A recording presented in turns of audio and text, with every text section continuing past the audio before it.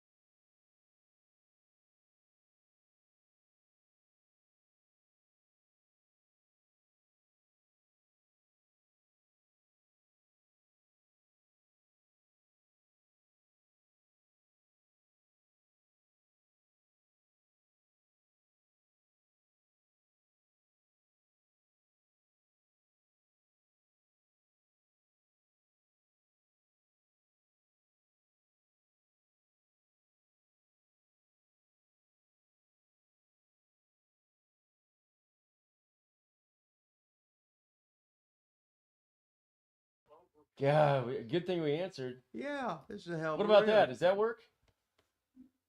Anybody hear us now? Testing, testing, testing, testing,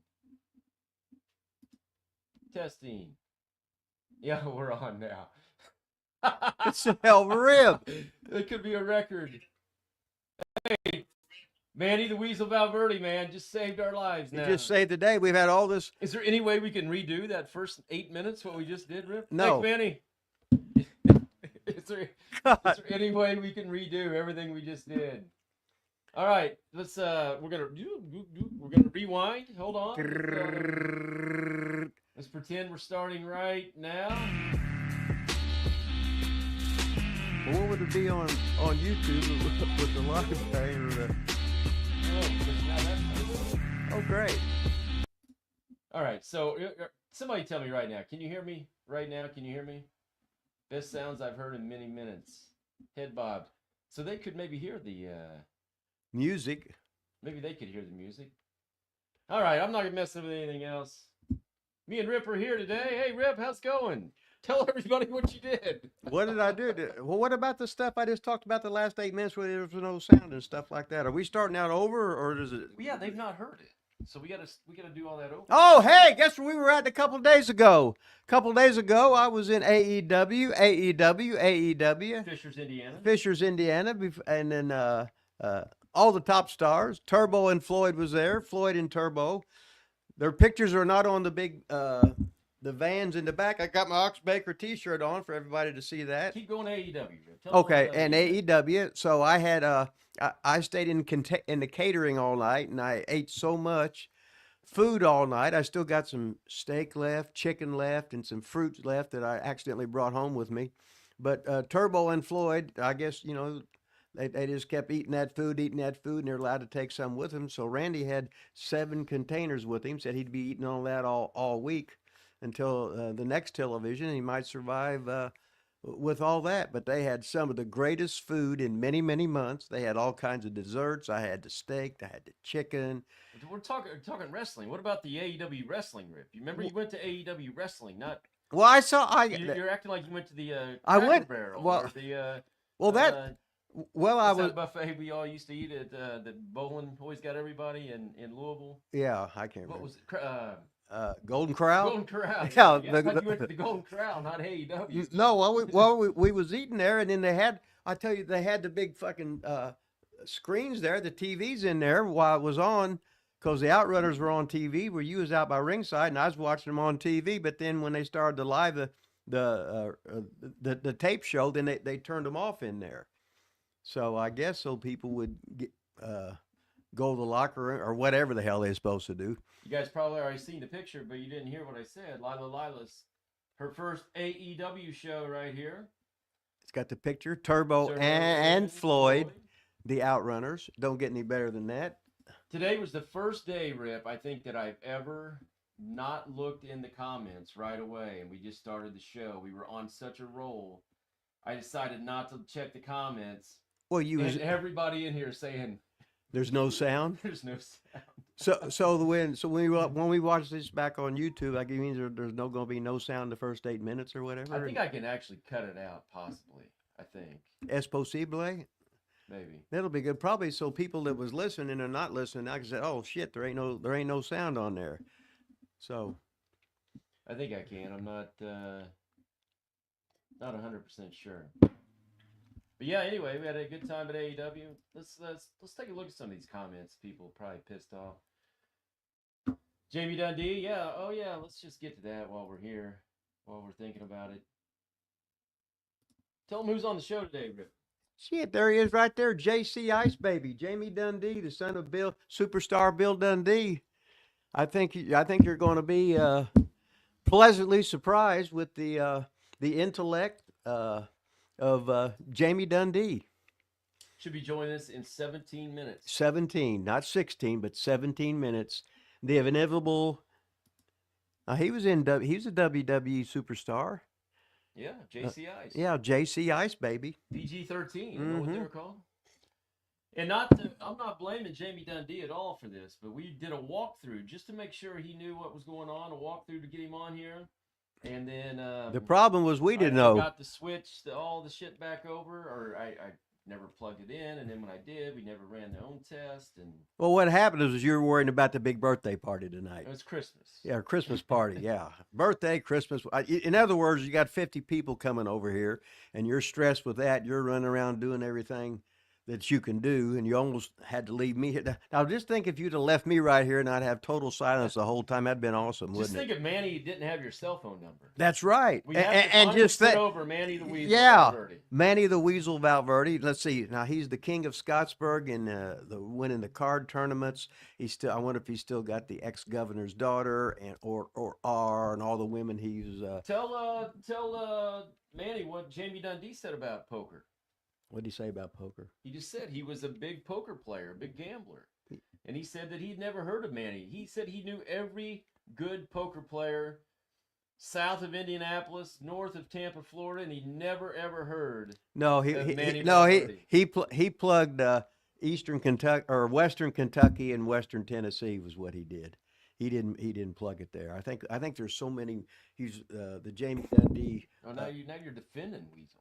Huh? Now you're defending Weasel. I'm saying Dundee said he'd never heard of Weasel. Like Weasel was a nobody. Well, you're just stirring the shits. What you've done. I know. You're trying to get a fist fight going over here on between JC Ice Baby and Manny the Weasel Valverde. I would pay to see that. Oh man. I would pay to see that. Frank Picklebarrel in the house in green. George Jetson in from outer space. Gregory Mala in here. Opinion Haver in green, the longest living member ever. I wonder if he could hear us earlier when there was no sound. I guess he couldn't hear us if there was no sound. I bet Vaughn says he wasn't prepared. You're damn right on that. I clicked the button at 1 second till, and yeah, exactly like 1 second till we got it. Hey, somebody said no sound. Is that Italian? Thing's not on. God, I can't even see. Can't see. Can't hear. Not heard today. Hear no evil, see no evil. I like it. Turn your fucking mic on. Who said that? Todd Montgomery. Oh, okay. Hey, we're on now, baby. You can't have everything. Manny the Weasel, the sexiest man of Jackson County, the man that wins poker tournaments, the man who wins championships. Manny the Weasel, is in the house today. Happy Friday to all my freaks out there. Holy shit. Big George said he saw Rip on AEW this week. You know how it is. A lot of no sounds. No sounds. No. At least the guys are telling you there's no sounds. Still a lot of no sounds.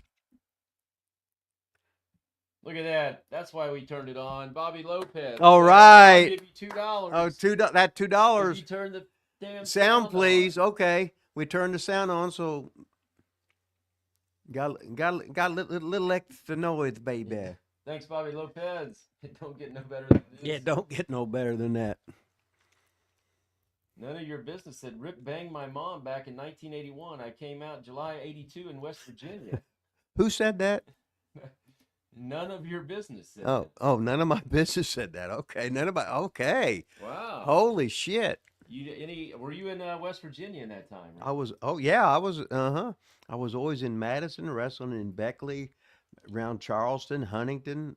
So do you think this is true? Nah. They're just trying to get me for back child support probably or something like that. I got to pay their college tuition or something like that. I can't even, you know how the deal is. Yeah, this is true right here. Rip and Jamie on the same show. They might as well censor the whole thing. This might be our last day on YouTube. Yeah, this could be the end of Rip Rogers Live. But if it is, we're going to go out with a bang today. Jamie Dundee said we should put out a warning right now for everybody listening that when he comes on that we are not responsible for anything that he says on this show today. We need the people to start marking down how many cuss words there are, because the one when you accused me of having 1,000, or was it the King said 1,500? It was only like, what was it, like 470 or something. 400, yeah. So I watched the whole thing again and I wrote them all down. Timeout. What? Breaking news. Look at what that. It say? Center of the board. No, look how much. Center. What's the center? I can't. Look how much. I know. I saw $20. $20. $20. All right. Center Hey, Rip. board, baby. Why and how did ICW go out of business, and what were some of the best feuds in the promotion? What do you think of Pez Watley? Well, Pez Wally was best man at my wedding, so I got to think good of him. Give him $20 worth while I go get me I gotta get A what? sugar drink. A sugar. Well, a sugar drink. Okay. Vaughn Light's gonna get him a sugar drink, which could be a Coke, a Pepsi, a coffee with. Oh, the $20 question. Okay. And why and how did ICW go out of business, and what were some of the best feuds in the promotion? What do you think of Pez Watley? Well, Pez was awesome. He was Kentucky State powerlifting champion. He was a legit shooter from the University of Tennessee, Chattanooga. Pez was a heavyweight wrestler. And then George Weingroff was he was like a 185 or 189 pounder. So they were actually wrestling teammates in college, and Pez was trained to wrestle by George Weingroff's dad, the legendary Saul Weingroff. ICW went out of business. Wyatt left. Garvin was left, and it was just basically the Poffos running it. And then they went off to Memphis, and then they half-ass closed up because Lanny went to Mid-South, and then Randy was in Memphis, and they ended up going to WWE. So that's why we went out of business. But all the original business partners was Lanny Poffo, Randy Savage, and his dad, me, George Weingroff, and then Bob Orton Jr., Ronnie Garvin, and Roop, Orton, and Garvin. Yeah. And then one by one, we would leave and stuff like that. And at the end, it was nothing but Randy and Lanny and Angelo. So Randy went to WWE, Lanny went to WWE, and the miser, he was just hanging out. So so that was how that went. Some of the best feuds. Well, I had a feud with Leap and Lanny, and Randy Savage had great matches with Ronnie Garvin, and then me and Pez's tag team. We had a lot of good matches with Lanny and George Weingroff. But in Rupp Arena, that was the biggest crowd we ever drew, and that's the night I got my head shaved. So me getting my head shaved, and there was my mom and dad there sitting there watching. It was the only match they ever went to. And they saw me and I got my head shaved. So center of the board, a $20 question. So we was talking about, I told you about how we went out of business, why we went out of business, talking about the feuds in the promotion. And what did I think of Pez Watley, as he was best man in my first wedding. So you covered it all. Yeah. I don't know if we said this or not. Shane Parks gave us a $3 super sticker. Also. Okay, a $3 super sticker. We're on fire today, baby. We are on fire. Shane Parks, center of the board. And oh no, that was none of your business. That is your son. Center of the board. Welcome to the channel, man. Holy shit, center of the board. You're on fire today. Would that be like center when Kareem Abdul-Jabbar played center or what? Or we got 8 minutes till Jamie Dundee. I hope you guys got some questions for Jamie Dundee today. I'm trying to get some stuff here ready. Maybe. I just got a text. Let's see the text message from Jamie Dundee. Let's see. Poker tournament somewhere. Right Let's see. I'm on there. Am I at the right one? No. Not yet. Tell him I sent him a brand new link. Like I just emailed him a link. It's not the test link. Okay. Or just give it a second, see if he pops in. Okay, let's see if he pops in here. Is my mic still not on, or is it old? My mic is off? Surely not. I don't know. You're Mr. Technology. Mike, I'm not. As dead as AEW attendant, so I'm not even. My mic's not working. I don't know. This thing on? Well, I'm sure we're gonna. So is my Vaughn, your mic is off. Okay, who said that? Bobby Lopez. Are you plugged in? Plugged in, mic's on, mic check, it's showing green. How about check. Is it turned on, ladies and gentlemen? Check. All of a sudden, it's that air thing came on. I just hit a button, but it shouldn't matter. God, what a show, Rick. What a show. We got no sound. Jamie Dundee. Check. Am I at the right one? Check. Lowish, I have no idea. Checking, check. Checking, check. All right, Rip. Nope. Vaughn's mic off. Shit. Well, then we'll have to share the No, mic. just I'll figure it out. Let's see. Answer that question. What is it? Where did you go after Continental? Who does who does you feud with? Who do you I flew? Let's see. After what's that? Just get your phone open. Okay. Come on, get with it, Rip. We got 45 people on here. Okay, I'm on there. Okay. You talk to this. Okay. I'm trying to handle all this. Okay. shit. Hey, You we talk- got so much talk to- excitement you talk going to the around. people. We got talk to the people. Yes. We got so we got Quit so blowing much up shit. the meter shit. We got so much shit going on. You know, Lilas has got the big Christmas party tonight. He's worried about this. He's worried about that. We're worried about Jamie Dundee trying to get in here where he can be the special guest and stuff. And he's Mr. Technology just like me, and we want to have a cuss-a-thon and see how many different profanities we can do. So be marking down every one of them. We have trouble with the little bit of the sound bites here and everything. So where did I go after Continental? See, I left Continental.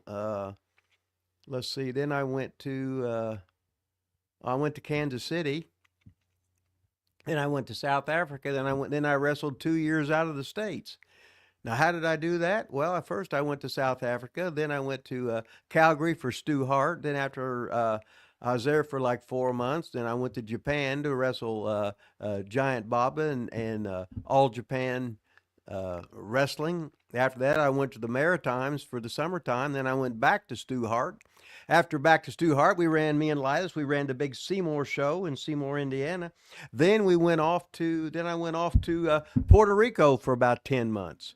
So basically 2 years in the States, and I didn't even wrestle in the States except for the Super Spectacular in Seymour, Indiana, where Vaughn Lilas and his dad helped me promote it. So it don't get any better than that.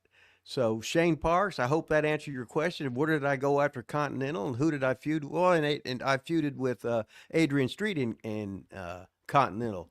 The other places, I went through too many places. So what the hell, right? Look at Lilas. He's over here doing all of his busy work. He's got a lot of shit to do. I still don't know he don't even have a microphone. So I'm here having to pull everything. Who's that? Who? George Lamb. What'd George say? What's something about Randy Savage that would surprise a lot of fans? Well, the only time his whole career when I was with him and I lived with him about 4 years, he was always talking like this. And the only time he dropped it was when Backup Dog died.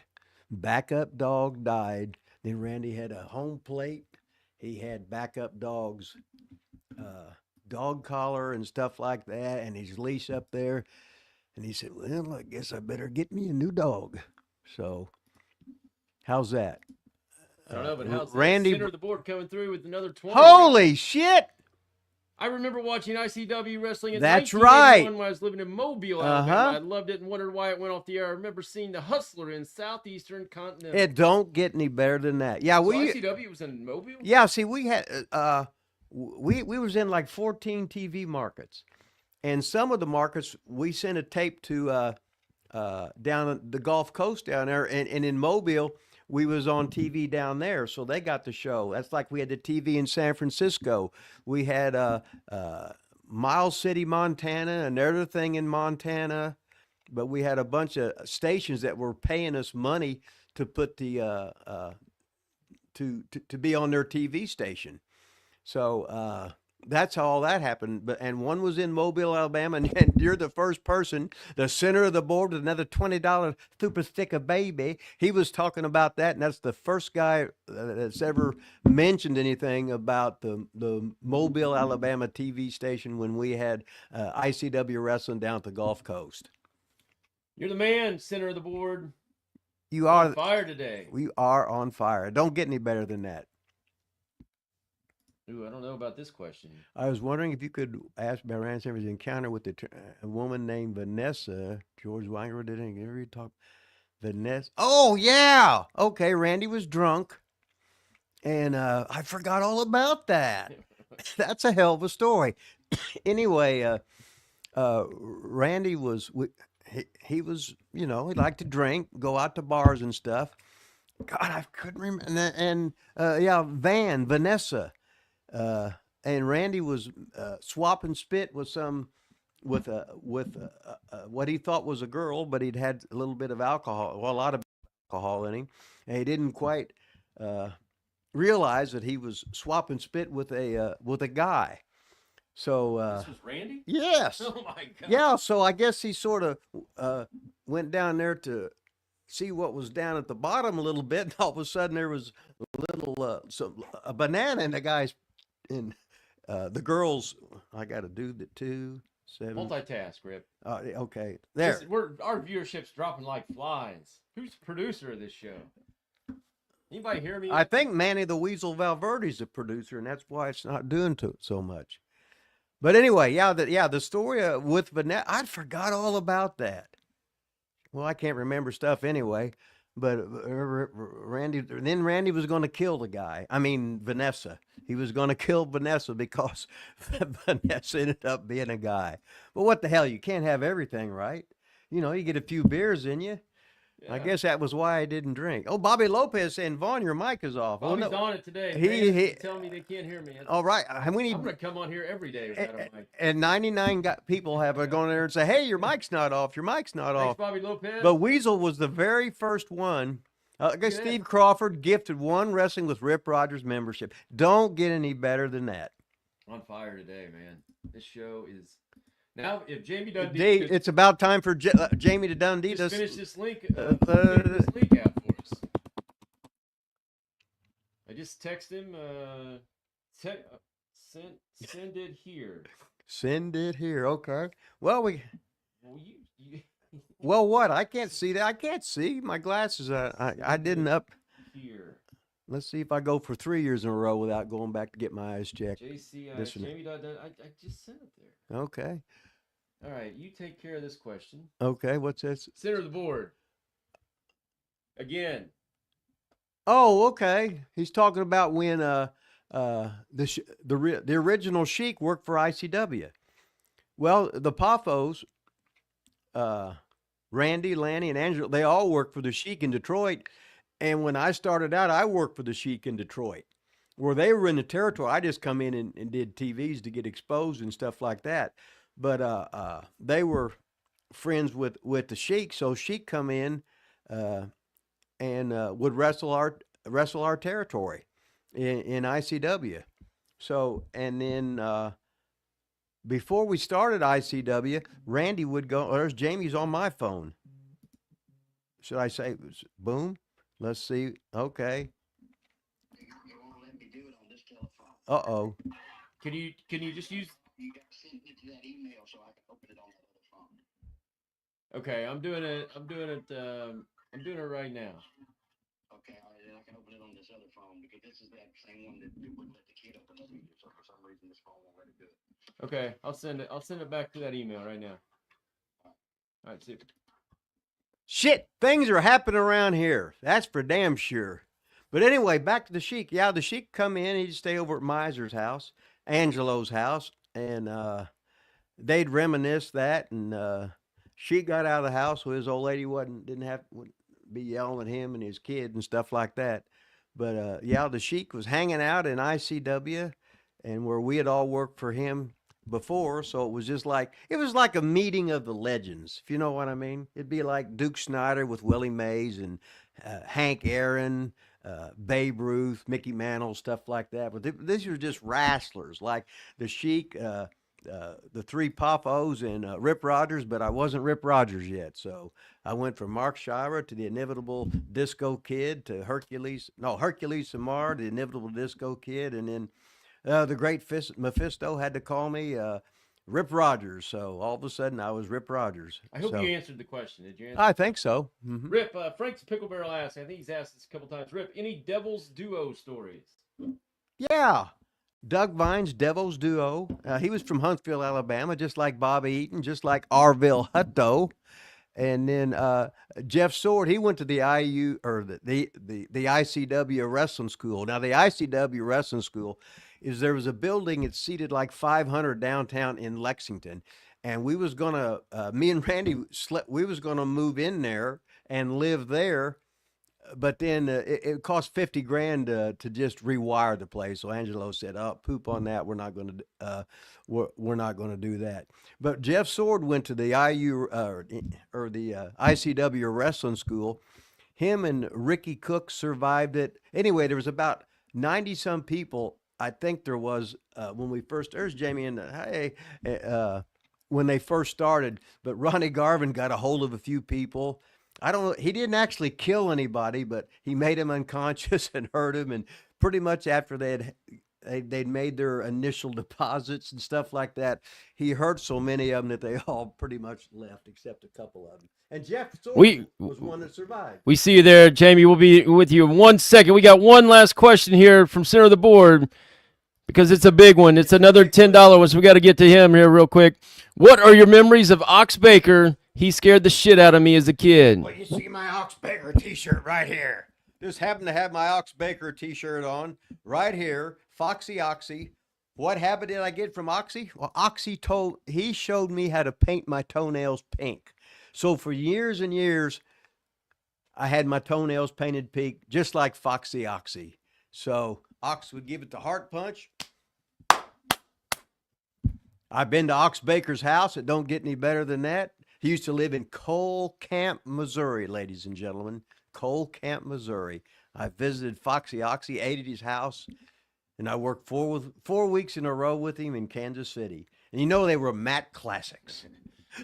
He also scared the shit out of me. I remember my cousin, Jacob Baker. We were working the concession stand at the Seymour National Guard Armory for the big wrestling show. Ox came in with his flip-flops, his toenails painted, sat down, ate all our hot dogs, and said, "I am your Uncle Ox," because they had the same last name. Yeah. My cousin was about 7 or 8, started crying, and said, "You're not my uncle." So that was it. I'm getting loud. They tell me my mics are off. So anyway, without further ado, I don't know if any of my mics are working. But we got, I don't know, Rip, this might be one of the most excited we've been for, well, we haven't had a guest on for a long time, but even with that, we don't know what to expect. He told us we need to put out a little memo that we are not responsible for what is said on this show after this. I just pray we don't get taken off YouTube today. Without further ado, Rip. Here he is, the legendary Jamie Dundee. Hello, gentlemen. What Hello. kind of? Oh, now we can. Let's see. Can we hear him? Let's see. Can you hear me? Hello. Oh, now he's yelling and screaming, but we can't hear him. No, I'm not yelling and screaming. That's Jamie. Jamie, we can't hear you. Oh my God! No microphone. Hold on. He's talking 100 miles. I think he can. Wait, they might be able to hear him. Hold on. Let's see. Can you guys hear Jamie or not? I can hear you. Can you hear me? My computer that's messed up. Yeah, your computer's the shit. Let's see what's happening. Okay, they can hear you, Jamie. So well, that's all that matters. While I figure out my mic real quick. Okay. Look. Promo time. Tell the people who you are. I am Bill Dundee's boy. I'm beautiful Bobby Eaton's brother-in-law and Bill Dundee's son. It's not my fault. The rings he's got on. He's got the gold chain. Oh, y'all, you listening, man? I got out of the wrestling business. I got everything. I don't know. I got a house and a car and a motorcycle and a wife, and I got groceries and a life because I got out of the wrestling business.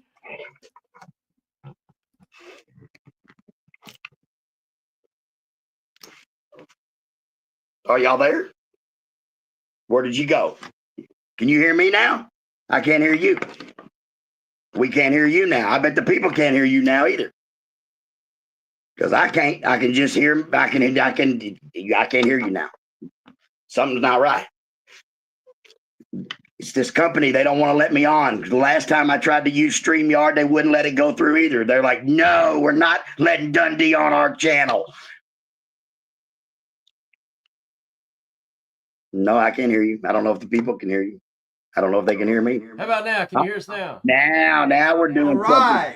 Whatever you put. All right, so all I did is unplugged all my microphones, and we're just using the computer, I believe. So they said the ratings went up right then. It's not going to be the greatest, but this is the greatest show we got today, so we'll just go with it, baby. That's right. We'll go with it, baby.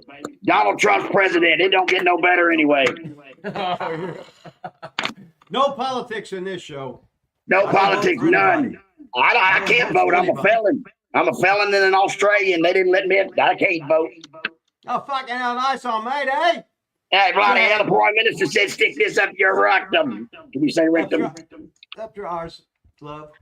So were Arse, you really yes. born in Australia? That could be a dumb question. I was born in Sydney, Australia in 1971 to the great Bill Dundee and Beverly Dundee.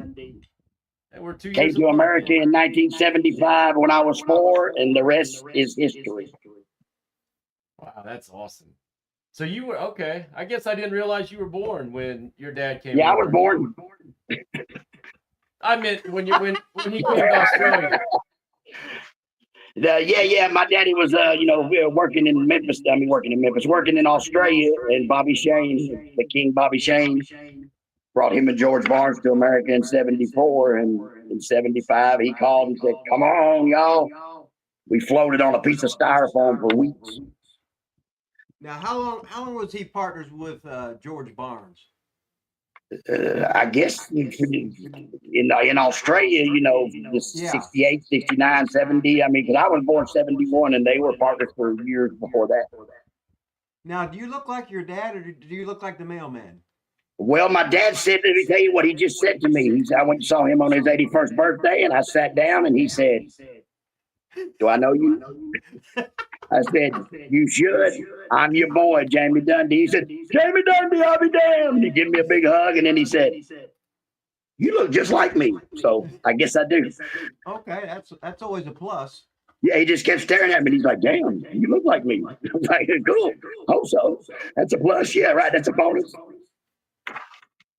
We do got we got a fan question for you here. Okay, be careful because I'm a brutally honest man. Oh, that's okay. You can be honest on here. He said Okay. the same Bev Dundee who has had her head shaved by Jerry Jarrett. I think I heard That that on Cornette be- show once. That be the same Beverly Dundee. You know, Mr. Coffee was the man that shaved the head in the Mid-South Coliseum in Memphis, and he shaved every member of my family's head in that ring at one time. Not at one time, but I mean, throughout his life. He shaved my dad, then my mom, then he shaved me, and then Bobby got his head shaved there. So everybody but my sister. Yeah, I got their head shaved. I remember when your mother put her hair on the line, right? Yeah.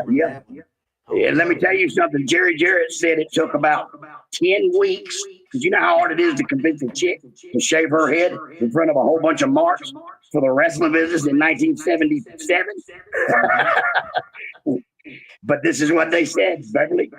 You've been in America for 5 years. If you shave your head, we will more or less buy you your first home, pay cash for it, and then the rest is up to you. And that's the great American dream, to own your own home in America. I actually heard that story. I didn't know if that was true or not. I've heard that before. Yeah, very much true. Because when my mom came home, my dad got his head shaved the first week, and then the next week, when he comes home, the discussion at the breakfast table was awful awkward.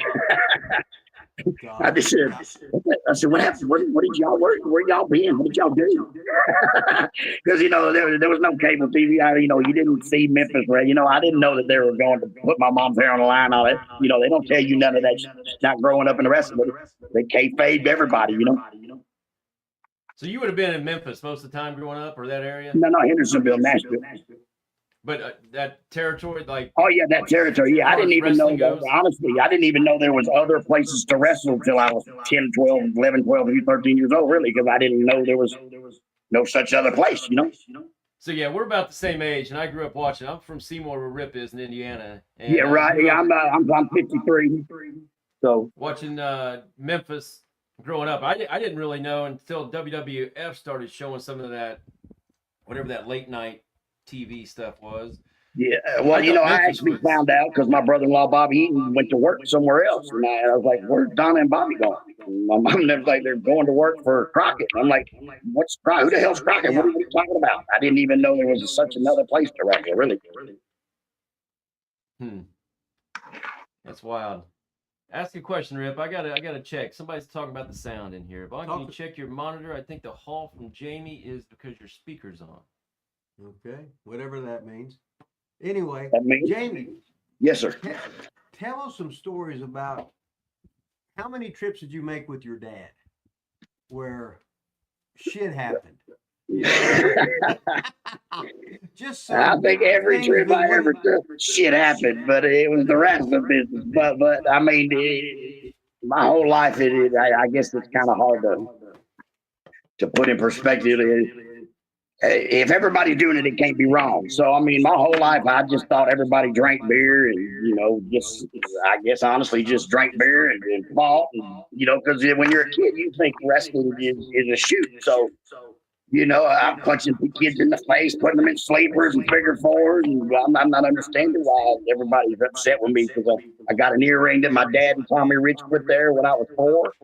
They get me drunk and put an earring in my ear, and I go to school, and my family's all on TV, and I just thought it was the normal way of life every day. Some kind of because we were kind of the rednecks. Our neighbors were, we lived in Hendersonville where the Jarretts lived. And our neighbors were Bobby Bear and Johnny Cash and the Oak Ridge Boy, William Lee Golden. And our pit bulls would get out and eat their $10,000 dogs, and we'd be in court. And it was we were definitely the outsiders from the country music people and damned old wrestlers. But hell, give my mama 10 grand in one night to shave her head. That's we got the right to be where they were. Yeah, I remember I'd be driving past that Hendersonville, the exit and everything. Yeah. And then whoever's in the car, I said, "Well, this is where all the wrestlers live." Yeah, that is it. That was I it. I didn't know any other exits except that one. Yeah, the Hendersonville, the Goodlettsville exit. That was the famous one. I said, "No, Gallatin Road right into Hendersonville, man, past Conway, Twitty City, and you there where the wrestlers are." Uh-huh. I apologize for our technological difficulties here. Rip was in charge of technology today, and I know nothing. Well, I mean, listen, gentlemen, you did way better than the last time me and this guy tried this. We never did get it. It was like 4 hours later, and he done missed his time slot, and it was over. We still never got it to connect. See, we're on fire, Rip. Yeah, we are on fire. So, yeah, you're on fire. Well, we got our both of our hats on backwards, so this. I think this is a first with both of us having the hats. Do you want to hear? You know why? Do you know what that is really about? Hats on backwards. Do you know what that's about? The hood. It's because I'm PG-13. We from the hood. And the hood of Hendersonville. It's really rough out there when you Johnny Cash and Conway Twitty get to playing guitars against each other. It can get brutal. But yes, sir. How in the hell? When WWEF or whatever it was, where everybody was a big man territory, and you went in there and stole the motherfucking show, and I'm thinking, is that what they call it? I said, how in the hell did you get in there? Listen, it's one of those that they call me. I didn't call them. I really don't know. Jimmy Cornette and Wolfie got together somewhere. I think it was when Cornette closed Smoky Mountain down and came to USWA and told me I was fired. And I'm like, you can't fire me. You don't even work for my company, dude. So, and then I think him and Wolfie got together at that time. And then next thing I know, they're like, come on, man, we're going to go rap for the WWF. And I'm like, rap? I'm not a rapper. but I mean... I'm a professional rapper due to the fact that I was paid to rap. So therefore, it makes me professional. So you were the original John Cena. Very much so. I mean, I don't know if anybody on this planet was alive, but PG-13 was a tag team that looked just like that dude with a spinner. And all I know is I had a hubcap and I went to jail and Wolfie went to OVW. And the next thing I know, the Prodigy has now got my gimmick on and just put a spinner on it. And that's all I know. And then I get out of jail and dude just dressed just like us. And I said, damn, what did y'all talk about while I was gone there, Wolfie? Wolfie became Slash and the Prodigy became us or me or whatever. But definitely, I just think he took that gimmick and upgraded it. And he does a fine job at it. I'll give him credit because he's the all-American boy. He truly is the superstar football player, the all-American hero, the Army veteran, the Marine, whatever. So more power to him. But I just honestly believe that he just added a little spinner to his gimmick, and there it is. So you and Wolfie, did you guys have heat after that? No, I mean it's the wrestling business. I'm not really a rapper. Well, every time I get in my car, I put on some David Allen Coe and some Hank Williams Jr. and I'd smoke my pot and I'd chew my tobacco and ride on back to Nashville. But listen, as of right now, for the rest of eternity, I am Jerry Springer, worst guest ever. That is gonna get to that. Hey, can that you is still hear us? huge. Yeah. But what I mean by that is I am an entertainer. You pay me, I will put on a dress, come to your house. I will spend the night with your kids and babysit. Whatever you need. I'm an entertainer, and that is what I do. And as long as they pay me, I can do anything. And obviously, I'm pretty good at it because the whole world has voted me 687,000 views says I'm the worst guest on Jerry Springer, and that's the work. That's all. That's huge, man. That's huge. Hey, can you still hear? Can you hear us right now? I can. Okay. Can you hear me? So, yep. So tell us more about the Springer thing, man. Fill us in on that. Anybody out there that has Yeah, so you better check it out. See these shirts right here? Fam. Worst guest ever on Jerry Springer, brother. Listen, man, 35,000 guests, 27 seasons, and 5,000 shows. And the world has spoken. I'm the worst guest ever. That's huge. That is so huge in the entertainment world we are from. But it started from the Iron Sheik. The Iron Sheik did one with Anthony Durrani, the pit bull. They did a thing on Springer, and they needed midgets. Oh, by the way, when speaking of midgets, Terry Golden told me to tell you he loves you, Rip. Well, Okay, yeah, but I just need to throw it in there because I was talking about midgets. But anyway, back to my midget. The Iron Sheik gave them my phone number, and they called and they said, "Mr. Dundee, we need midgets." And I'm like, I got one. And they're like, no, we need 100. I'm like, I don't know. I didn't even know there was 100 midgets on the planet. I'm like, and so I went and found like 26 midgets. And so me and 26 midgets flew to Chicago, and that's how it all began to start. I was their finder. So wait a sec. Was that the episode of Springer? You were on with a bunch of midgets? I have done one. I did like 9 with them. The one that's voted I'm the worst guest ever. I'm a convict, and a convict states that as long as you got 10 years or up, you can hit anything on the yard with titties. And as long as you quit 24 hours before you get out, you're not gay. So Jerry said, "Mr. Dundee, did you quit 24 hours?" I said, "No, sir. I quit 48 just to make sure." Oh, God. He said, "We go to break on that one, man. That's great." Is that clip on YouTube? See, I should have really been prepared. I even just type in for the rest of eternity, just type in the words Jerry Springer's worst guest. That's all you need to say. There it is. You'll see me. That episode is priceless. My daughter called me at Jerry 11 years Springer's old. not real? Yeah, the story was real, just the person playing it wasn't. Oh, okay. So I don't know what you call that, right? Is that a work or not? I don't know, because they said, "Dundee, come and play this part as this dude is a convict who just told us the story because we don't want to deal with that crazy bastard, so we just need to play." So the story's real, so I don't know what you call that. Is that a work or not? I don't know. That's crazy. I did a pimp my 14-year-old sister. I pimped her out in the streets for eggs and bacon and stuff because we're just some poor old rednecks and we got to eat. And then my dad come on one. My dad was on, and then I had another one where I was a head of a midget militia. I had 60 midgets that used to rob and rape, pillage, and do all that stuff and bring me the money and bow down. I would throw them down the hill, abuse them. And Jerry's like, "Sir, they are people." I'm like, "No, they're not. They're midgets." So maybe I missed it. Did you say the Iron Sheik got you in those parts? Yes, he gave him my number to find me because they needed 100 midgets to do a show called Invasion of the Little People, and the midgets came up from the floor and came out of the ceiling and busted through the walls, and so they needed 100. And so they asked the Sheik, "You know where we can get some midgets?" And they're like, "Yeah, Jamie Dundee's got a midget. Here's his number. Call him." He said, Jerry Springer, you call Jamie, you call my friend Jamie Dundee. You call Jamie. He's a shooter. If he don't answer, I'll break his back. If he don't answer, I'll break his back. He's the man. He knows how to do it all. He said, "Jamie, baby, shave the back and shoot his head, baby. I can't reach it."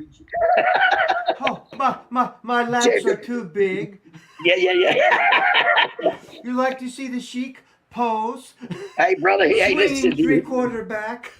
Yeah, and I don't know many people that can do that gimmick, man. That is not a work. That is a real deal thing right there, man. For those that don't know, that cheeky on them damn things that's a Yeah. real deal. I couldn't Hey, tell even me pick about that one room up. you're in right now. This is my I Love Jamie room. I got like 4 of them in my house. It's just full of all my I Love Me shit. Oh, That's yeah? what I call that's what my kids and my wife and everybody calls it. Because I mean, honestly, I'm my biggest fan. I fucking love me. Well, I somebody's think I'm got to great. be, right? Right. And listen, when I make T-shirts, I don't sell them. I just keep them all. You'll put yourself over. What the fuck, right? Well, yeah, right. Yeah, right. I'm Bill's boy, and I'm Australian, so it's okay. I'm Australian. Bobby Lopez said your matches against the Young Dragons were solid. Yes, sir, and very well put as comedian. Come on, I added a little Tennessee into WCW with the little Kung Fu Louie and all that. But they were hell of a matches for real, and that guy knows what he's talking about. They were some damn good matches. Nice. Thank you. I appreciate it. I don't know. Maybe we'll share or something. So did you start out as a referee or did you start out wrestling? Well, my dad had a wrestling school, and so you know how that goes. Old veteran, hey, all right, there's 13 guys just signed up. All right, all y'all slam Jamie. Every one of y'all hip toss Jamie. Every one of y'all drop kick Jamie. And so before I knew it, I guess I kind of knew how to wrestle. I was like, damn. And then, of course, went to Dallas, Texas as the heel manager, but ESPN started playing it, and it was in Memphis, so I was going to be the referee. I was going to do the same as everybody else, be the referee, and then try to save your dad or whatever, and the big heel. We had Sid Vicious break my neck when I was 17, all that shit. So I guess the timeline with you and Jeff Jarrett and Brian Christopher, were you all about the same time? Yeah, we're all right at the same. Like Jeff started like a few years older than me, and I'm like 1 year older than Brian. So and Brian's dad really was like Brian was wrestling outlaws around Memphis, like his dad wasn't gonna know, but he's like, don't tell my dad when I'd see him and shit, doing the outlaw shows. And I'd be like your dad don't know you, but whatever, okay. Him and Tony Williams were doing it all over Memphis. But I mean, I can't remember a time in my life that they weren't really there or around. You know what I mean? You can say fuck on here too. Go ahead, it's fine. Fuck on here too. Go ahead. Yeah. You remind me of Conor McGregor so much. It's so cool. Hey, but that's a tough motherfucker, Conor McGregor, bro. That dude is the real deal, son. I'm like, damn, brother can throw them hands. I'm a UFC fan. I love it, because I challenged Ken Shamrock all messed up on Xanaxes and Valium and ecstasy in the dressing room, and he didn't want that. We got another chat here. Did your dad enjoy the Sir William gimmick? No, but he paid himself twice because he was an agent, so he just booked himself as a manager too. So he got 2 checks. He didn't give a shit what it was. The Jiminy Cricket gimmick, he didn't care. It was more about the pay myself twice. Smart, I guess. You've done that before, right, Rip? Well, when I was running developmental towns for Ole Anderson, right?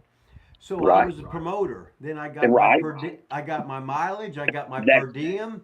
Yes, and then you wrestled too, right? I would wrestle the first match. Yes, then sir. I would go back to the announcer's table. I would be the announcer and the timekeeper, and I'd get the jackets. That's four paychecks right there. That's 4 people. Then Ole said, make sure you take $300 off the top and stick it in your pocket. That's the going rate. That's exactly. I said, okay, yes, thank you very much.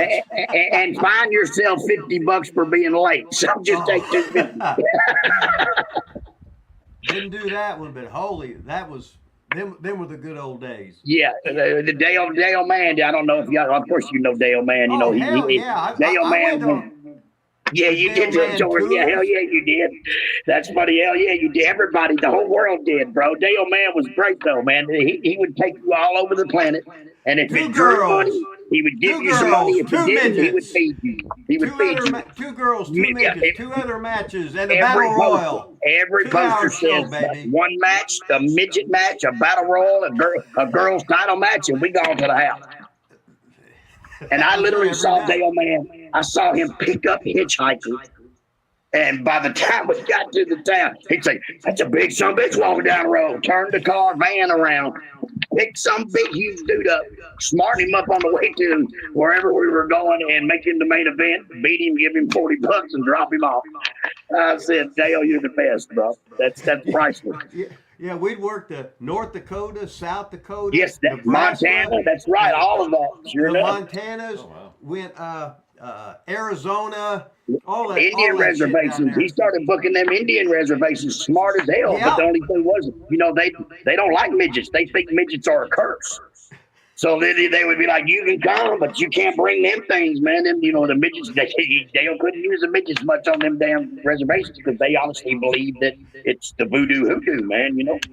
So They would have sometimes stoned them to death. I'd be driving in the truck, right? And then let's just say Are you in the heel truck? No, you in the heel truck. I was in that babyface van. Oh, and I With would Dale. I'd have one of the girl wrestlers, the one that was slimmer, and have a slimmer hand. I would be Yeah. driving, but her hand would sort of go down my pants, and there would be the little road warrior going, "Rip, he's going." That's my boy. That's my midget. He'd say, "Jamie's my dad." He's coming. Yeah, he say he's coming. Yes. I missed the midge. I missed the midge so much. The little road warrior, baby. We Oh, made him little shit. PG-13. We made him little Oh, midget my D. We God. made him Wolfie's son in the end. He said they buried him in his shorts when he died, man. Oh my God, a little road I warrior. love Danny. Danny Flowery. That's my boy. That was so much fun. And then Farmer John, the little road warrior. I mean the little hillbilly one. Yeah, Roger. I see Roger. Yeah, Roger Calvert. I talk to him a lot all the time. He's in the chat sometimes. Yeah, Roger's in He here. watches the show. Oh yeah, that's my sometimes. dog, man. I saw Dale Mann get a blowjob in the parking lot at Seymour High School. That That's is the ring priceless setup. because that thing, Dale, man, listen, he had like 37 wives, I was gonna say 44 children, 97 grandchildren, and 72 great grandchildren. I ain't What kidding, was brother. the average? Brother used What it. was the average wife's age when he first married him? 16 to 20. That ain't no shit. He got older and they got younger. Yeah, he was That over ain't with me. Kentucky. I don't know if that's a Kentucky thing, but I thought in the 80s and 90s, if you were 77 and you married a 16-and-a-half-year-old, that was kind of wrong. But they didn't say it like that up there in them hollers, man. Oh God. And I don't think Dale ever made a road trip with Dale without him banging somebody just right down the road like that in the van. All the way to everywhere you going. Damn, Dale's knocking one off again. He was truly a coxman, as they would say. Those were some good times, baby. Man, Super chat line is open. Anybody got any questions? The super chat line's open for Jamie Dundee here today. I got a question. What's your question? My question is, I'm going to go see my dad next week. Next weekend, I'm going to go see my dad for Christmas. But I'll tell you a good story. I don't know if it's good. Anyway, my dad has had the hiccups for 9 years straight. Can you believe that shit? That is no shit. For 9, it stays 14 days, then it goes away 14 days. They don't know. They can't figure it out. He's been to Vanderbilt. He's been to Memphis. He's been to Louisville. He's been to everywhere to see. Nobody can tell you. Nobody can say why he had the hiccup for 2 weeks. And then it goes away for 2 weeks. And then it comes right back for 2 weeks. And during the hiccups, sometimes you stop breathing. You know what I'm saying? Because when you hiccup, but because he does it so much, it literally takes his breath. And he's fell out 2 or 3 times. But I knew he was in great hands with Donna, his wife or girlfriend or whatever you want to call her. When she told me that the first time he fell out, because he's had this hiccup for 9 years, so about 8 years ago, so 8.5, he fell out and he went down. And she said, I panicked. She said, I was worried, so I jumped on top and I went 1, 2, said it. He threw the shoulder up. Oh. She said, I knew. And I said, right at that moment, I said, my dad could not be with nobody better than you. I said, that is fucking priceless. She said, I swear, I was so scared. I didn't know what to do. I just jumped on top with 1, 2. And by God, he kicked out. That was 9 years ago. I said, that is great. That shit is great. She said, I didn't know what to do. I was panicked. He quit breathing. He fell on the floor. But he kicked out, bro. 9 years later, we still here. I thought you were joking. That's a real story. No, that's a shoot. That's what she did. She said, I didn't know what else to do. So I just jumped on top with 1, 2, and he throwed his arm.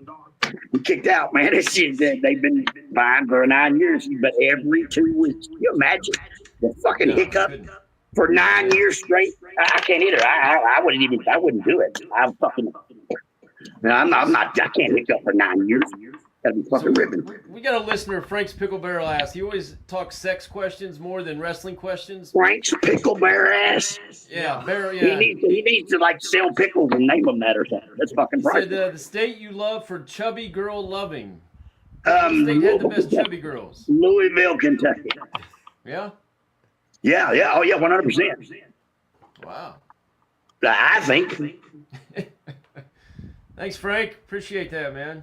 Yeah, and I love you. You need to patent your Whisker Biscuit pickles or whatever they are. What's his name? Frank's Pickle Barrel ass. Pickle Barrel ass. I like it. Shane Parks wants to know, what do you think of your time with the Nation of Domination? Yeah, I thought that my mother was going to have to just like die because she's like, oh my God, you're going to the bloody WWF and you're throwing black power signs and someone's going to hurt you. And she's a little Australian woman. She was like terrified. And then she said, listen, please don't go up north and start populating the pollution because, I got like a bunch of kids in the South. She's like, please don't go start populating the North. She said, we can't afford it, love. How did that come about? Whose idea was that? Having all the kids or the Nation of Domination? The Nation of Domination. Oh, I don't know. That's the Jim Cornette time when him and Wolfie was just like, I don't know, riding around smoking dope with Randy Hales in the Lincoln and then all of a sudden we're black power rappers. I'm like, hell yeah. Gangster, baby. But they wanted, because they wanted it to not be a racist thing at first. That's why they had a Mexican, a black guy, a white guy, and a Chicano, and a midget, and, one-legged transvestite that joined the Klan. Yeah, we had everything in it. And Owen Hart. Owen just all of a sudden was in the Nation. Why is Owen in the Nation? Everybody's like, I don't know. Just leave him, let him go. He just go to the ring with us and stuff. That's funny. Thanks, Shane. Hey, is Randy Hales, is he still around? What's he doing? He is. We just did matter of fact, me and Wolfie were inducted in the Memphis Hall of Fame last month, and Randy Hales was there, and Terry Golden was there. Terry Golden said he loves you, Rip, so I heard it again. The promoter of KAW, Kick-Ass Wrestling.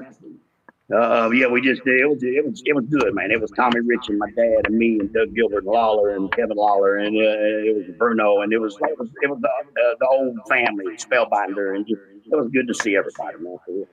Hey, what a survivor, downtown Bruno, huh? Brother, let me tell you something. What a gimmick. And listen, it wasn't a gimmick. That was Bruno. He was a little dirty redneck. He was a redneck from Pittsburgh. If that's even possible, I don't know. But little dirty, buy his clothes at the damn Goodwill, flip his underwear inside out, little grubby man. But by God, he's still around, and he was my very first match too, man. That's awesome. Wow. I was living in Kansas City, and I was the booker there. He calls me out of the blue. Yes. So I said, drunk. Was he drunk when he called? Well, he calls me. And I never talked to him in his life. As soon as I heard his voice, I said, Bruno. He goes, yeah.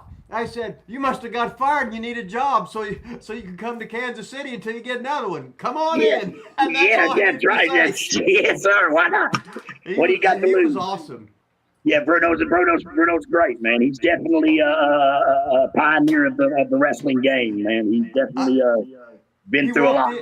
He walked in. I said, Bruno, you're queer, ain't you? He goes, he didn't know. He didn't know. he just looked at me and he wouldn't answer me, right? I said, God damn. That's how he got a job for Vince McMahon. He just get drunk and call the office, call Connecticut all the time. Just get drunk. It's Bruno. Put me food. One day they put it in food, bro, and there it is. Yeah. Holy shit. Yeah, I mean, honestly, he annoyed them so much that they said, "Fuck it, bring him." I think, hell, what we got to lose? And he did very well for himself. Did you see The Rock bought him a brand new truck last year? Oh, that's right. Yeah, on the Young Rock, because Bruno let Dewey come stay at his house and gave him a That's couple right. $100 to buy a jumper, and he never forgot that. That's some real That's deal. That's right. awesome, man. That's cool as hell. I love it. I said, Bruno, did you get him to sign the dashboard and shit? He's the most famous man on the planet, bro. Rip, maybe you'll get one here before long. Rip, I don't know. Rip was, I think Rip beat him first weekend. I just crash it anyway. What the hell, right? Yeah, right. The Rock asked for Rip's autograph, and Rip told him to fuck off. Yeah, that sucks, because now he's like the most important person on the planet. Well, he He was gets ribbing me, $15 right? million to wake up. He was ribbing me. So I was with his dad, right?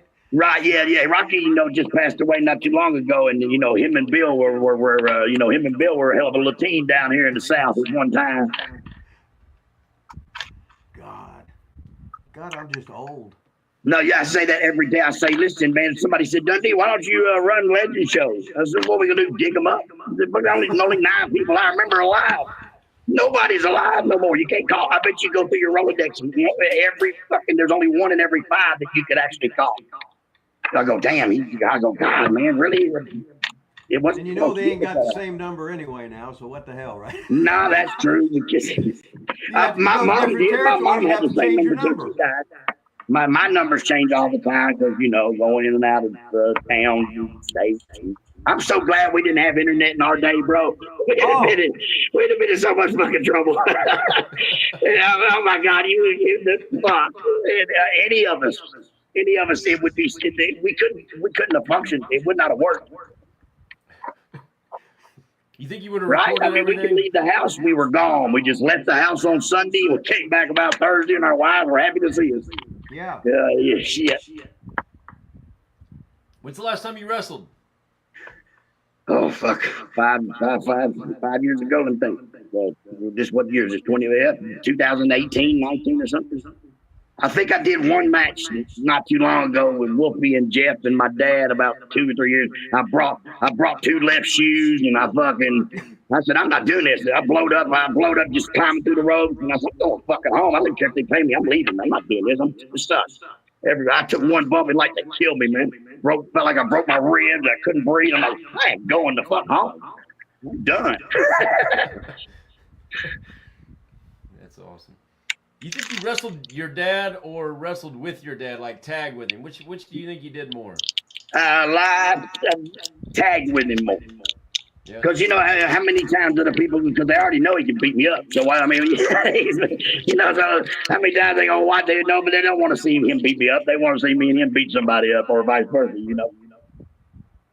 That's awesome. Because I wrestled him, I think maybe twice or 3 times. Okay. Like I actually booked, in a kind of an angle thing. That's why they put like Wolfie with him. Wolfie and Bill had their own little angle, and then me and Wolfie would be in a tag against Bill and somebody. Me and Bill wouldn't even get in the ring because they heat with them. Now, did you and Wolfie grow up together? I don't know the past. No. He was a kid that grew up in Nashville, so he'd go to the fairgrounds and Wolfie's stepdad, he's a big man. His name was Pete.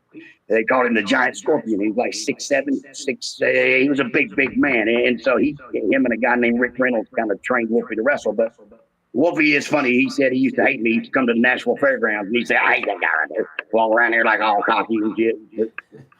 I started managing in 88 with Steve Austin, and, we did the angle I turned on my dad deal, of course. And Wolfie used to come and watch that. And then Chris Champion was the one that actually said, you and Wolfie ought to do that rap gimmick together.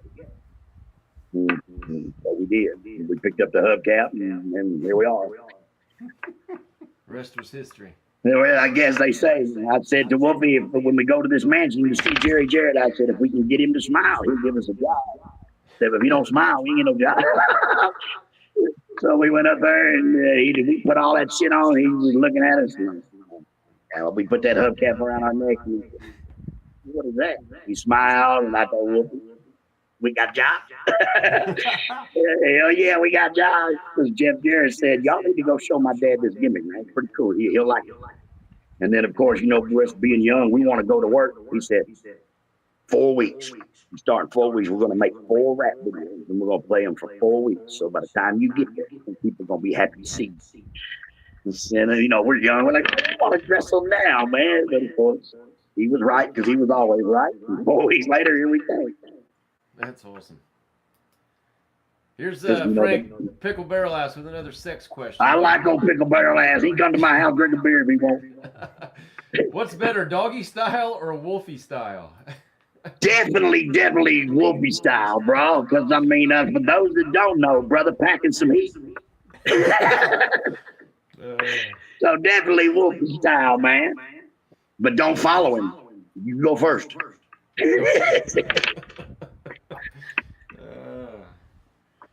Give us a question, Rip. Where's Pickle Barrel? He got good questions. He'll come back in a minute. Hey, we got somebody in the chat named Manny the Weasel Valverde. He claims to be the best poker player ever. And you were talking to us, you know, before the show, and we were trying to get this all figured out. Said you like to play poker. I am the pokerologist. Talk some shit to Manny the Weasel Valverde. Tell him how rotten he is at poker for us. Well, I don't know that because I can't tell him he's rotten because I've never seen him play poker. But see, poker's kind of like anything. If you show what you got to begin with, you're not going to do good at it. So unless he knows how to go in there and, I guess the word would be entertain, maybe. Because listen, I've been in 17 poker tournaments in my life in the last few years, and I've won 15 of them. And that's no bullshit. You can look it up. You can call Bally's in Evansville, Indiana. I won the first 5. I got first place in the first 5, 300 to 800 people. Every time I play this game, it's poker's not about what. No, I'm not gonna let you see nothing else. What I got, you know what I'm saying? When I play poker, it's what I got is gonna beat what you're never gonna see another card, or it's gonna cost you everything you got. You know, I'm a real poker player. I'm all or none. Every time, I'm all or none. Balls to the wall, baby. So with that, do you ever play online then? I mean, it's kind of hard to do yeah, that but way here's the thing, online sucks because you two right there can get a fucking on the telephone and talk to each other. 9 people can talk to each other and go to one table and just rob some dude. You know what I mean? Yeah. On a real poker table, and me and you, us 3 can call each other on our cell phones and say, okay, sign in on this chat room, on this fucking poker table, on this table, and just tell each other what we got and just rate them people. So no, I don't like to gamble online at all. I'm gonna look a motherfucker in the eye. But that's my second job. I love it. My wife kind of gets upset, but you know that's how women, they got bitch about something. Who else did you partner with besides Wolfie? My very first partner when I was for Dale Man was a kid named Ronnie Leach, who I went to school with and stuff. But he called himself Ronnie Travis, as Billy Travis's little brother. Oh, and so we were the rock and roll dream team, baby. You know, I loved Ricky and Robert growing up, so we were the rock and roll dream team, and we worked for Dale Man and all that. And then you know, then I went to USWA with my dad as the manager, and Ronnie did his thing, and Wolfie and I met Wolfie, and here we are. Was that tough being with your dad, or was that easier being with your dad? What do you thought? Nah, it sucked. My dad was a prick. You can ask Rip. My dad was a fucking prick, man. I mean, you know, I love my dad. He got to me, but he was an asshole, bro. He was an egotistical fucking prick. But I guess, you know, it's 1980s, 80s something, and Lawler and Dundee would have shit, and they would let you know it. And so, I don't know, you know. But, I mean, my dad was but I mean, like I said, I was 14, 15 years old when I, you know, quit school, went on the road, started hanging out with my dad. Like, I'll never forget, this is how I got a job in the wrestling business. I was 15 years old, we were cutting the grass. My dad was a booker for Ron Fuller in Knoxville. And he said, Ron Fuller wants me to switch heel because Bill I was going on the road like selling gimmicks. He would give me like 10 or 15%, you know.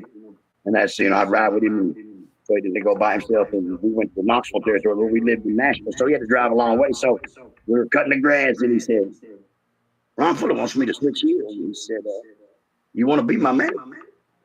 And I go, man, I don't know. And he goes, listen, son, there's more money, more fame, and more pussy than you can poke a stick at. I said, so do you want to do it? I said, yep, let me go get my stick. I'm in on this, bro. So, and fucking there it was, man. I was like, hell yeah. So, and you know, being Bill Dundee already being established when I when I showed up, all the good girls, you know, the ring rats or whatever you want to call them of the day, they all knew Bill for 10 years, you know, and they're like, Bill's boy. So I was like, yay. Right. I think old pickle butt there, he'd love to have been with me on that during that run. Frank's Pickle Butt would love that. Yeah, I do have a little story on your dad. So me and my dad used to That's a pun, no pun intended, Bill. Little story. No. We used to go to a bunch of shows and help Rip do shows in Seymour at the Armory and the high school and stuff. Seymour, Indiana. I've wrestled there a bunch of times. That's where my friend the Flying Angel was from, if I'm not mistaken. He worked at the Peoli Pizza ski lodge and stuff, and he wrestled there. Seymour, Indiana, I believe that's where he was from too. But go ahead, man. Yeah, we had a gimmick. My dad had a gimmick table set up, and your dad was on the card, and my dad was selling pictures of your dad. Oh, that didn't go well. That didn't go well at all. Your dad was not happy. No, he was not happy about that. Many times in my life, I had well, not many times, three times in my life, I had witnessed that where the promoter dude or whatever that booked him would have his own gimmick table with the pictures of because my dad would be selling pictures and they'd come and he'd go, where the fuck are you getting these pictures? They'd say, because it was like two of them, like some of them were better than the ones he had. He's like, yeah, there's good pictures right here. Where the hell are you getting these fucking things? That guy over there selling them for $3 and Bill's are selling them for $5. And Bill's like, bullshit, you already fucking shoot them off the table, but make a scene, you know. Yeah, so Bill went and talked to my dad, and we got I guarantee because we were selling really for Rip too. I think I don't know. I can't remember.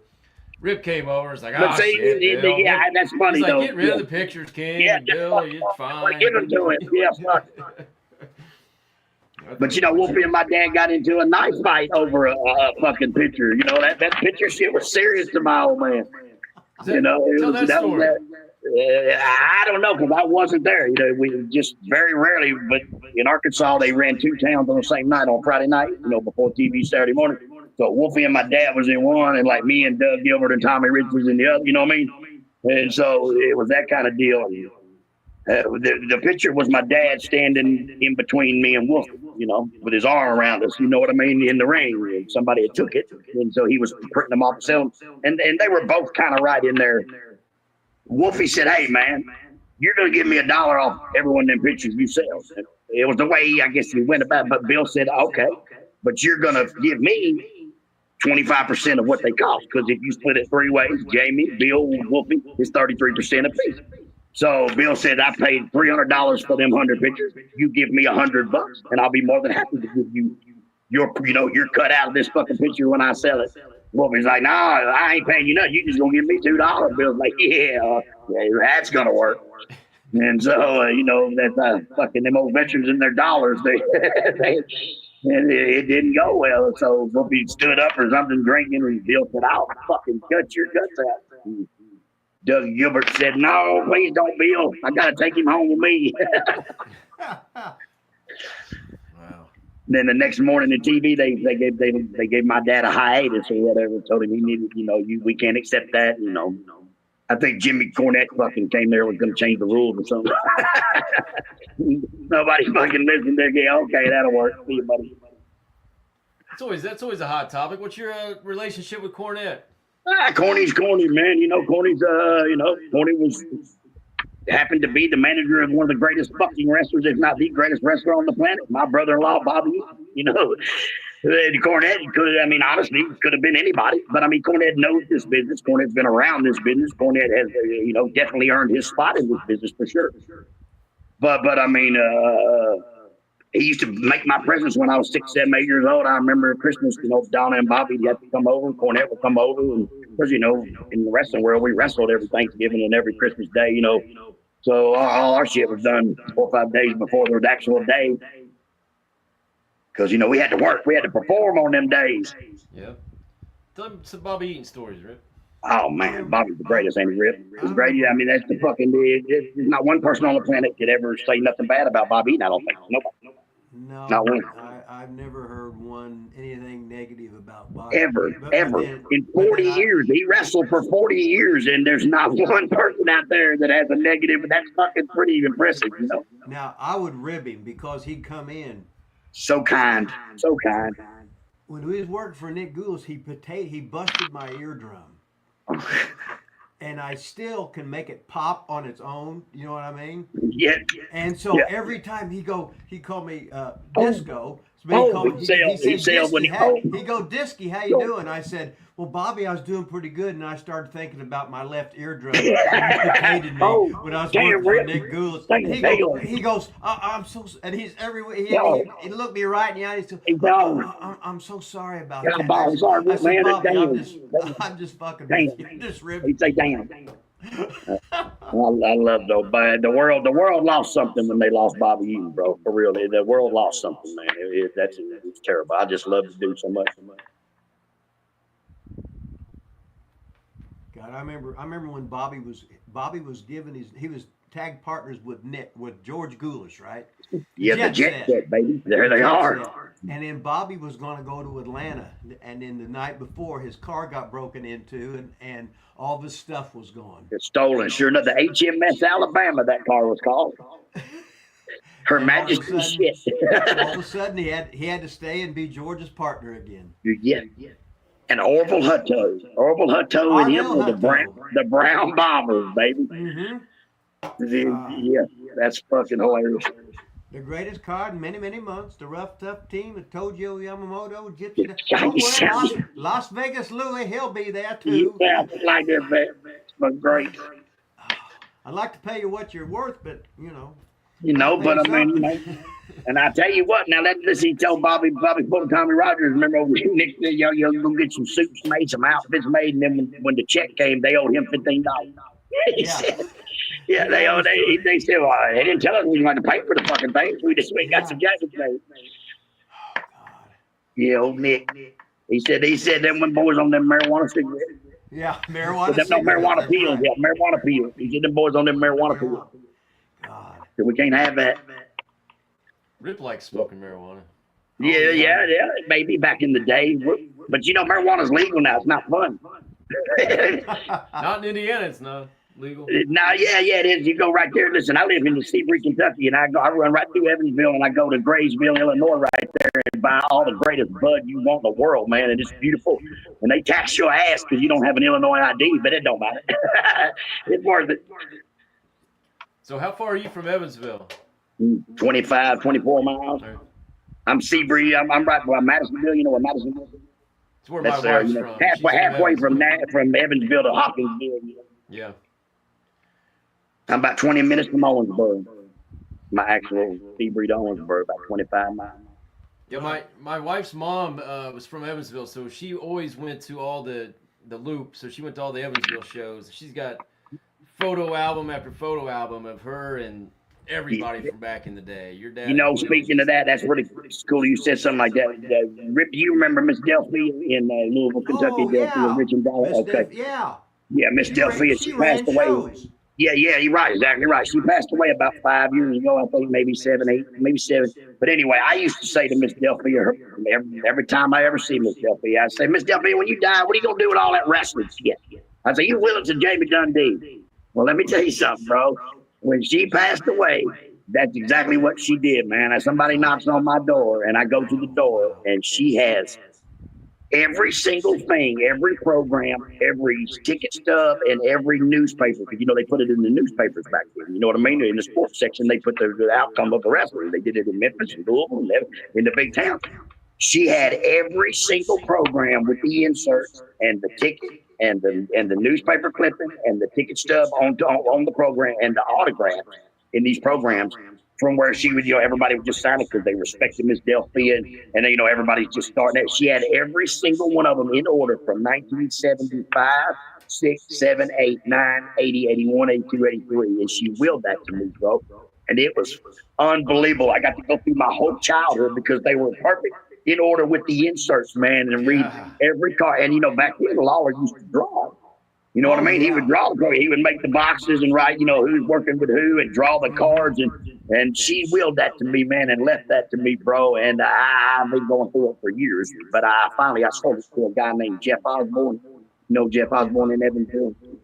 Y'all do around there. But he owns like the video game movie stores, like things, you know what the hell they call, like the comic book store, like Comic-Con. He runs all them kind of Comic-Con things. And he just did a thing for my dad and Lawler back in May. It was a Lifetime Achievement Award thing. And brought my dad Lawler, made these videos of them, and brought these belts, and it was really badass. But I sold them to him because he owns this store and he buys and wheels and deals in that, bro. And I got a really nice payday, got a really nice Christmas for my family, but Miss Delphia wheeled that stuff to me, and I ended up with 2 sets of it because the woman that sat next to Miss Delphia, she did the same thing, but Miss Delphia, I guess, ended up with him when they quit going to wrestling or whatever. And sure enough, man, I ended up with both of them. I brought them to a lot of shows, showed Jeff Jarrett and my dad and Doug Gilbert and all that, because from 75 to 82, bro, that's the prime of Memphis wrestling. It was you can watch the teams go from the first match, like Ricky Morton and Robert, first and second match, and then you see 3 years later where the Rock and Roll Express was formed and Steven Stan and the fucking Fabs were made. And it was really cool, man, to see that shit in perfect. It was unreal, man. It was really cool, man. That is awesome. Yeah, some of the pictures she had of Ricky were way young, in his young days when. Yeah, because his dad being Paul Morton, the referee. So Ricky he started out like me, just young and just whatever. Because I guess he was 18, 17 when he started out. Same as Jeff. I guess same as all of us. What else we gonna do? Fuck, our dad's a wrestler. Yeah, Paul Morton, he was bald eagle, wasn't he? Yes, he was, and he could make a train sound, brother, with the microphone. He would get on that damn CB, man, and he could make a train go across that CB. The brother truckers would be looking, thinking fucking trains are fixing to run them over. Really, it was unreal. And I hit that old man there. He would let me ride with him from Memphis to Nashville, and I bet I'd tell him at least 500 times, "Do the train, Baldy. Do the train, Baldy." And he would do it the whole trip, bro. He would make that train whistle all the way to Nashville. That's awesome. So where was your favorite place to be? Do you have a favorite place? Yes, 2024 at home. This is my favorite place. But you mean my favorite place in wrestling? I guess. Yeah, like the word, like territory. Well, Nashville was your home, was my home. So I felt like that was, my town. But Louisville was the most fun, the most. Louisville, yeah, I think Louisville, Nashville, but anywhere that they would tell me I was great. I loved it. I love going to the Gardens. The Gardens rock, man. When the Rock and Roll Express put me and Wolfie over on that Louisville Legends show in '95, and they passed that torch, and I got to me and Wolfie went over, brother, in the Gardens. It was rocking, brother. It was awesome. It's one of my favorite matches of my career ever. Now you don't have to do this. Okay. We got some people that came in late. And a lot of people have been asking about this. As long as if you show up late, it's better to be late than not at all, right? They want to know more about the Springer Show. We're getting a lot of Springer Show. I don't know if you want to do that rundown one more time before we get off here. But listen, the best way I guess to put it would just be say Google Jerry Springer's worst guest ever, and I've been reading the comments. There's like 16,000 comments. I'm gonna get them all put on a blanket. I'm going to get a blanket made because that to me is priceless. Like some people would think, why would you be happy to be Jerry Springer's worst guest? Because look at work. I'm working, and I'm so good that the world has been fooled and convinced that because I should have known. My daughter was 11 years old, and the phone rings, and I get it's about that show. And she's like, it was in 2005. I made that show. She said, Daddy. And I said, what's wrong, JC DeCare? Are you all right, baby? She said, you're gay. And I go, what? I go, you got like 6 brothers and sisters in 5 states. And, I'm a lot of things, my baby girl, but I ain't fucking gay. Where did you have to find this out? She said, Jerry Springer, you said you gonna sleep with that man. Oh no, I wasn't ever thinking. So listen, I was thinking, how do I tell my 11-year-old daughter? So I said, at that time she loved Dean Cain, who played Superman on Smallville, right? So I thought, how the fuck am I gonna fix it? So I go, Jason Carey, I said, calm down, baby. I said, listen. I said, Dean Cain, Superman. She goes, yeah. I go, who can't play? She goes, what? I go, he can't. Superman, he can't fly. She goes, no, he can't fly. I said, right. He either can't fly, he's not really Superman, and Daddy's not really a convict that's sleeping with dudes. It's just something that I just threw out there. And I said, and plus, as long as you quit 48 hours when you get out, you ain't quit.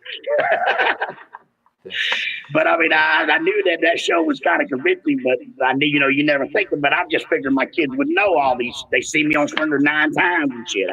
They know I'm not pimping 14-year-old girls. They know I don't own a midget militia and I'm not in the Klan and all that, but some whatever.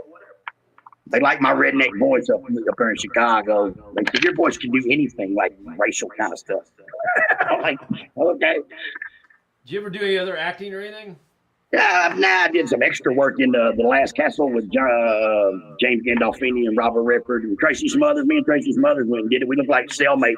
Every scene, we're in the same scene together. I said, Tracy, just put your finger in my belt loop, bro, because it's a prison movie. Put your finger in my belt loop. Me and Smothers went and did 90 days at the penitentiary in Nashville called The Wall. And so they had that movie coming there, and they were casting for extras. And so Smothers like, Dundee, give me a picture of your tattoos, because they were putting in the national newspaper. We need people with tattoos. So I said, hell yeah, I'm the one. So I get my whole chest and tatted out and shit. So the first day I get there, baby, they put me right up on the fence with Robert. It's a good scene, man. I got a lot of big scenes in that movie, actually.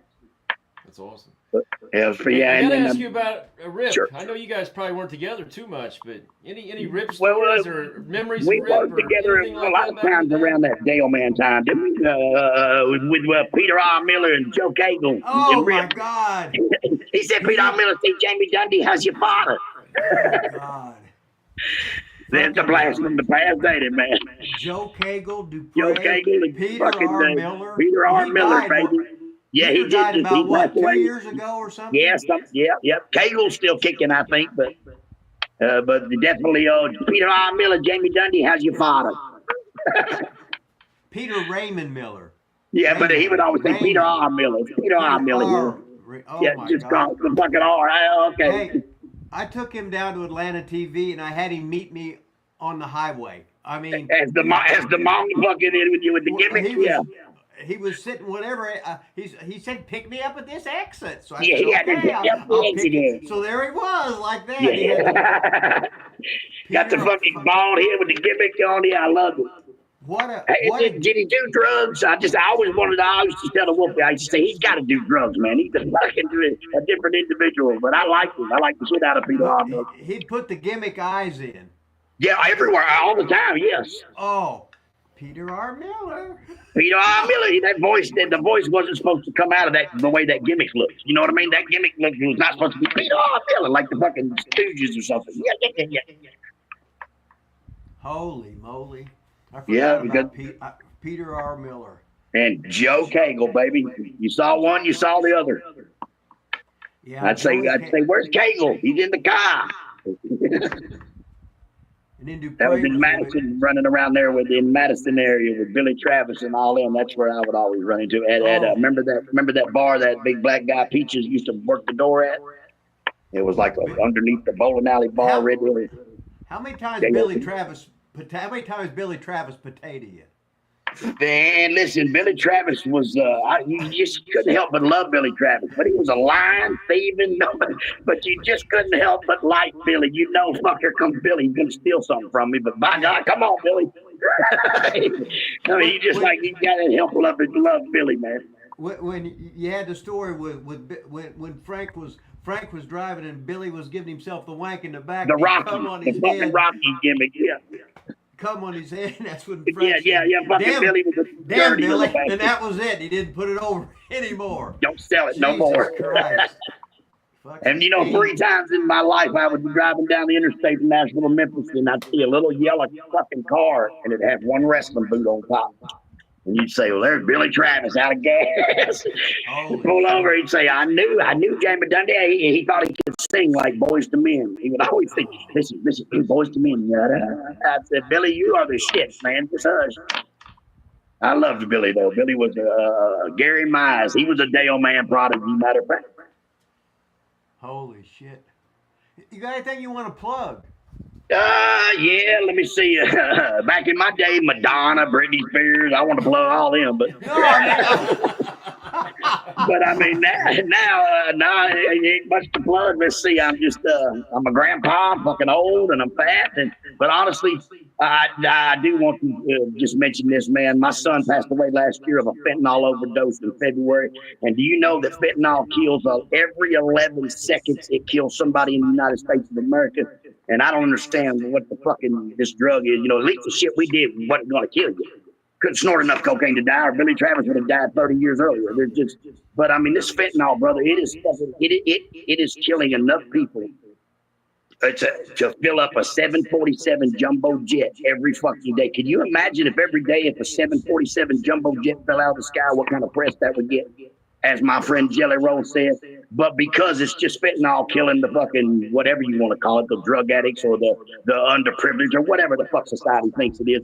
I myself have a very bad problem with this fentanyl shit, man. And then if just one motherfucker watching this just learns, come on, man, go do some coke, smoke a joint, do something, man. Not fentanyl, bro. It's a 50-50 shot every time you ever touch it, whether you die or not, man. I mean, it's killing a whole generation. My friend Mayor McCall, his son just passed away 3 days ago of a fentanyl overdose, man. It's fucking tragedy, bro. It's a shame. And it's not getting talked about. It's not getting mentioned. And to me, of course, Jamie Dundee, the wild, hell-raising drug addict dude that did anything you want in this world. I'm just saying, if one person watching this just doesn't touch fentanyl one time, it's worth speaking about, man, because it's fucking wiping out a whole generation, bro. And it's a damn shame. It's a damn shame, brother. And enough people to fill a 742. Just think about that every single day. If a jumbo jet fell out of the sky full of people, how much it would be talked about, man. And just because it's whatever society wants to call it, it's not mentioned. I mean, nowhere does anybody, I don't see no commercials on it. I don't see shit about it. And when I get my little 2 cents in there somewhere, I like to at least say, come on, man, this fentanyl is wiping us out, bro. Let's do something else, man. Let's change the scene. Let's get rid of fentanyl, right? Yeah, I'm sorry to hear that. That's very well said. Man. Yeah, but I mean, we all got to take our turn in that. It's just how we go, man. It's just a fucking shame, man. If a kid was 35 years old and leave all these beautiful little youngins behind, it's just a bad thing, man. And if somebody, just one person, don't do fentanyl, it's worth it. Thank you. Now, I don't want to end it on such a bad note, but I just have to put that out there when I get a chance. So now let's pick it back up. Let's go back to Dale Man days. Or anything else you want to plug besides? Yeah. These days, definitely I don't know, just my wife. I'll leave it at that. I'll end it on a good note like that. Just my beautiful wife. But actually, it's my wife is my world. Without her, I don't even think I'd be on this planet. And I just want to tell her thank you and I love her. Cool. We got people in the chat saying you ought to have a podcast. You had a podcast. Yeah, but here's the thing. I do good to fucking make this hour right here because I walk around my yard and fucking bounce off the walls. I can't even remember to do it. You know how many fucking alarms I set to remember to be here today? My fucking phone went off for the last 4 days every 15 minutes and say rip show. And I didn't want to no-show y'all because I've no-showed a few of them in my day because not on purpose. I just fucking got something else I'm doing and it's more important, I guess. Well, we do have one more super chat from Frank's Pickleberry ass. I love Frank's Pickleberry's ass. Before you go, he said he wants to hear a good coochie story. Now you just said maybe. Okay, I got a good one for you. Oh, never mind then. Go ahead. Okay, no, honestly, I got a real good one for you. When I met my ex-wife, I was in a bar. She said, "Jamie Dundee." I said, "What are you doing?" I said, "I'm out looking for a little pussy." She said, "Me too. Mine's big as a hat." We'll leave it at that, man. That was awesome. Well, we want to thank everybody for being on here today. Bobby Lopez, center of the board. We got some good super chatters. Stephen Crawford. Hey, thanks a lot, man. I appreciate it. Frank's Pickleberry ass. Shane Parks. I love Frank's Pickleberry ass. We need to patent that, boy. We need to fucking patent that and make a jelly or something. It's selling in the South. Now we always end this. We got a rock rap group called Starcade. God, I went blank. Starcades. We got That is to a do a good head fucking bob name at the for end. it, So bro. That's maybe good shit. I like it. if you got a hubcap, you can get I out. do. And I spin with got us. hubcaps everywhere. Listen, what I found is, there's hubcaps every fucking where, every town you go to, every corner. There's one you can just pop that motherfucker off, spray paint it, PG-13, and send it to me. I'll sign it. Thanks for joining us today, man. Really appreciate Hey, it. appreciate it, gentlemen. Thank you very much, man. I appreciate it. You got to get the head Always bob my at pleasure. Starcade, though. It's always my pleasure. I like Stargate. Yeah. I was at Stargate 83 watching my brother-in-law So box. swole that I can't get the shit closed. So I Oh, swole. Is he like that? He's swole like that? Yeah, that's it. Thank you, man.